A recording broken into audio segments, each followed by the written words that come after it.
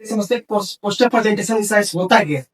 देखिए जब हम स्कूल लेवल में पढ़ते थे तो उसमें हमको एक टीचर दे देता था और मतलब एक फ्लो चार्ट मिलता था। कोई चार्ट मतलब कोई प्रोजेक्ट मिला उसमें हमको चार्ट लगाना पड़ता था। उस चार्ट को क्लास में बताना पड़ता था क्या सामने क्लास में सभी के सामने हमको बताना पड़ता था। यानी स्कूल लेवल को फ्लो चार्ट में बनाना पड़ता था। लेकिन वही चीज को सेम वही चीज को आज कॉलेज लेवल पे उससे एक प्रोफेशनल नाम दे दिया गया है पोस्टर प्रेजेंटेशन। कॉलेज लेवल पे लेकिन स्कूल लेवल को फ्लो चार्ट में बता देते थे। तो प्रोफेशनल नाम है पोस्टर प्रेजेंटेशन इन साइंस होता है। ठीक है पोस्टर प्रेजेंटेशन होता क्या है कि मतलब किसी भी हम रिसर्च कर रहे हैं। ठीक है मेरा कोई भी रिसर्च टॉपिक है यानी उसका एक विजुअल तरीका होना चाहिए, टेक्स्ट होना चाहिए, फ्लो चार्ट होना चाहिए, डायग्राम होना चाहिए। इस चीज को हम पोस्टर पे क्या करते हैं प्रेजेंट करते हैं सामने वाले को, ऑडियंस को, प्रोफेसर जो भी हो सामने में उसको प्रेजेंट करते हैं। ये है पोस्टर प्रेजेंटेशन इन साइंस। ये एक सिंपल लैंग्वेज। ठीक है अब किसी भी चीज को बताना जैसे पोस्टर प्रेजेंटेशन साइंस है। ठीक है तो सबसे पहले इसके बारे में सोचेंगे कैसे, सोचने का तरीका क्या है। सबसे पहले प्लान कर सकते हैं। सबसे पहले प्लान कर सकते हैं। प्लानिंग क्या होता है जैसे लेट सपोज कि हम मेटलर्जी वाला एक मेटलर्जिकल प्रोसेस है और को कहीं से निकालना यानी पेट्रोलियम मिल गया पेट्रोलियम और ठीक है हमको वहां निकालना। तो सबसे पहले क्या कर सकते हैं कंसेंट्रेशन और कोड कर सकते हैं। इसमें क्या इसका स्टेप नंबर फर्स्ट यही हो सकता है क्या? नहीं स्टेप नंबर फर्स्ट इसका नहीं हो सकता। सबसे पहला स्टेप ये हो सकता है प्लानिंग में कि उसका जियोलॉजिकल सर्वे क्या ये हो सकता है। तो पोस्टर बनाने से पहले मेरा प्लान क्या हो सकता है उसको पहले समझना हो।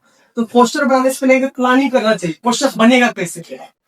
जैसे जियोलॉजिकल सर्वे किया फर्स्ट स्टेप जियोलॉजिकल प्रोसेस में जियोलॉजिकल सर्वे आखिर में मिलेगा कहाँ पे। तो उसी प्रकार से पोस्टर में सबसे पहले प्लान करना पड़ेगा कि बनाएंगे कैसे। ठीक है जब हम ऐसी कोरिलेट करके समझते हैं पोस्टर प्रेजेंटेशन साइंस को। ठीक है उसके बाद आता है क्या जियोलॉजिकल सर्वे कर लिया हाँ यहाँ पे मेरा मिलेगा यहाँ पे और मिलेगा।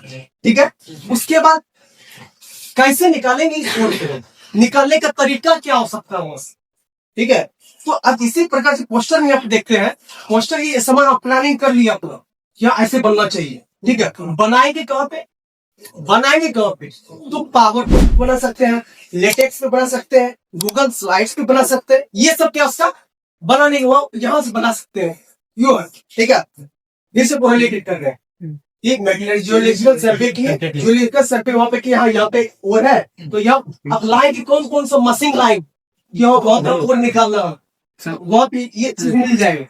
तो ये है ठीक है ये प्लान करेंगे। ठीक है उसके बाद क्या करेंगे इसको डिजाइन लेआउट करेंगे। ये मेरा प्लान है। ठीक है इसमें प्लानिंग करने के बाद उसके बाद आता है क्या structure of your content. Content का क्या स्ट्रक्चर हो सकता है उसमें क्या क्या सब चीज हो सकता है।